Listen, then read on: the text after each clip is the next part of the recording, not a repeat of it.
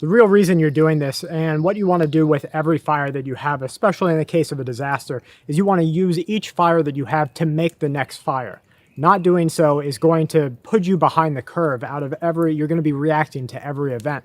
Because if you don't have char cloth ready, what happens if the next time that you really need a fire, you're not able to go out and find tinder. You're not able to find those materials that you need to start those initial stages of the fire making process.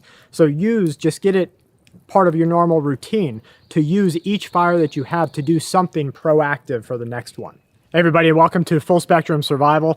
I want to start a new program here, a new series where we get out there and together as a community start building our skills or enhancing those skills. I think I'm going to call it backyard bushcraft or something, because a lot of times we get caught up in the fact that we all don't have access to just a wide open area that we can go and we can spend days or weeks at a time, or we don't have access to somewhere where we can just cut down 20 trees to build our own little micro wood cabin. But that shouldn't stop any one of us. We can build those skills anywhere, whether it's in an apartment complex, at a local park, in our own backyards, whatever we need to do. So the focus of this series will be enhancing our skills or honing those skills or just brushing up on them in some way that we can do at home. Let's go ahead and get started today with making some char cloth.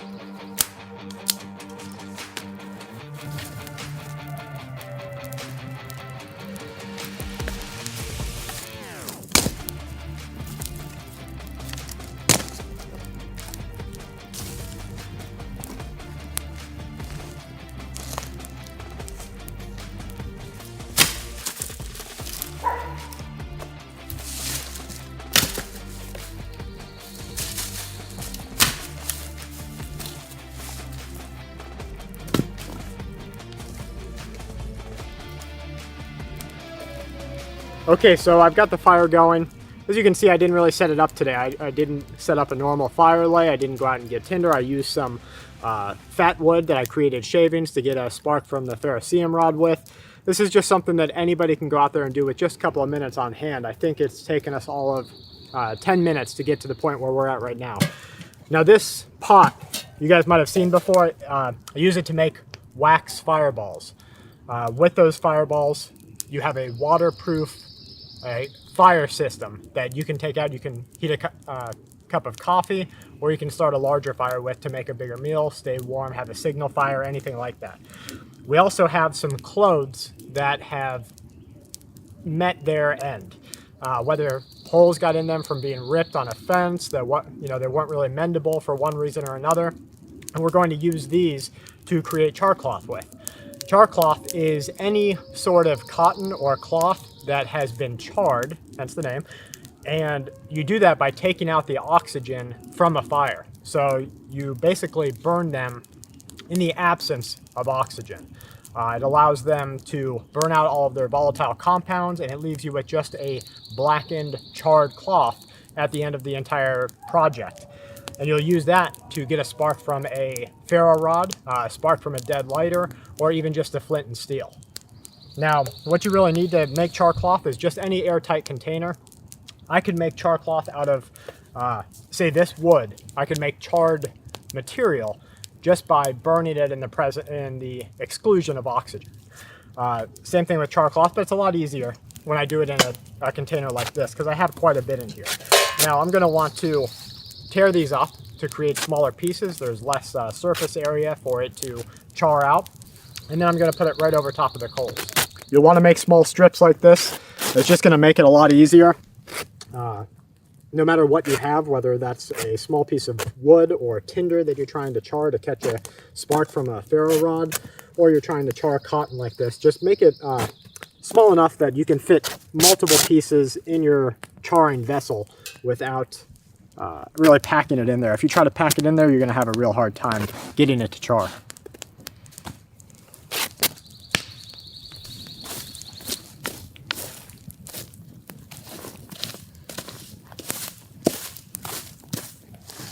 Okay, I'm just going to start putting the cloth material back in. I made sure to take out any elastic or anything like that. That's not really going to char.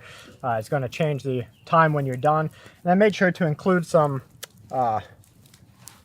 white material in there because that's going to tell me when everything is charred. If you're just doing black material, you're going to have a hard time knowing exactly when it's done. Now, if you were using a smaller container, you would want to poke a hole in it. This isn't very airtight, so I know that the volatile compounds are still going to come out of it, and I'm just going to put it right on top of the fire here. You do have to watch. The volatile compounds that are burning off are flammable. If they do catch a spark, if they do ignite, then your entire pot is going to run the risk of not charring, but becoming a fire inside of the pot. So you have to keep an eye on that. Try to keep the flames from licking too high up. See how they're licking all the way up here? I'm going to try and manage the fire to make sure that the flames themselves, these will burn down to coals by the time that the compounds start burning off. But I'm going to manage it to make sure that the flames themselves don't get up that high.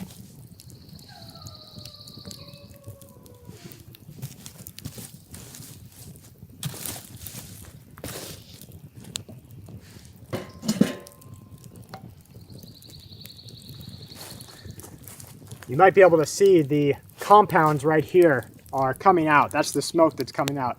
It's nasty stuff. You don't want to be breathing that in. So make sure that you're in a well-ventilated area. If you choose to do this at home, make sure you can do it on a propane grill or something like that, or a stove or a small fire you put outside so that you're not just sitting there taking that in into your lungs.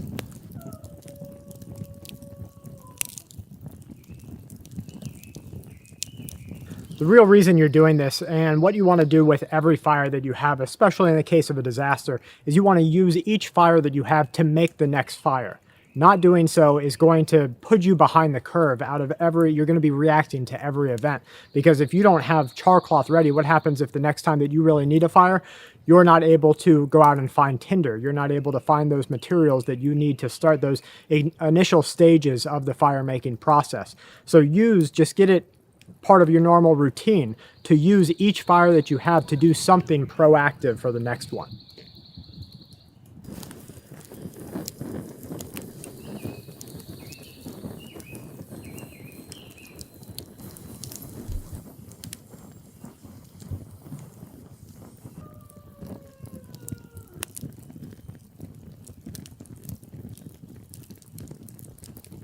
All right, now the flame did catch on the side, and so I have to pack some mud in here. And luckily we're rich in clay here. And what I'm trying to do is remove even more oxygen from the environment. Removing that oxygen is going to stop the char cloth, because it did char. It's going to stop that from burning, and that's not what I want right now. I just want this material to be ready for the next fire.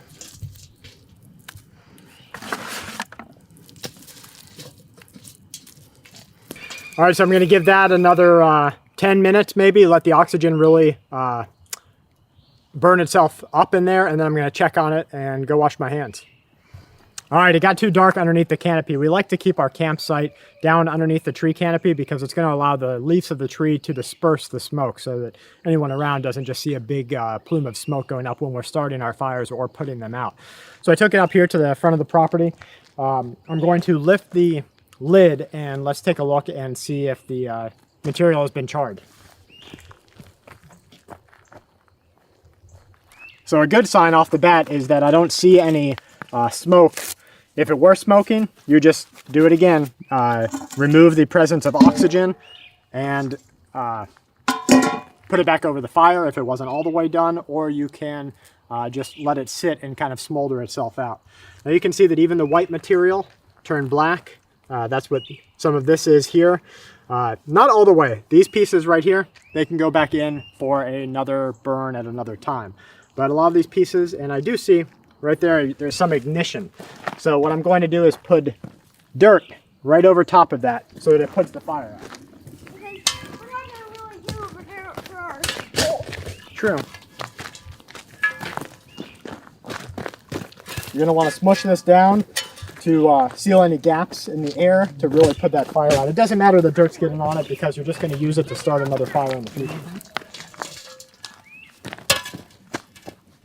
Can I help you smush it? A little, yeah, go ahead. How many times? 3 or 4.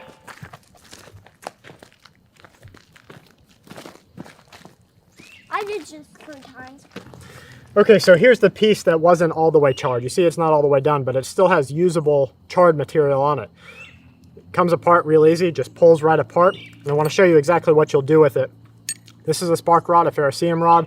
You can use a flint and steel, anything that's going to throw a spark. It could be an empty Bic lighter, Zippo without any fluid in it, really anything like that. And this is going to go inside of your other tinder material as you step the stages up from tinder to kindling to fire fuel, which is your larger wrist size or bigger logs. So blackened material there. And you can see right there, it caught right away, and it's going to continue to burn through this charred material.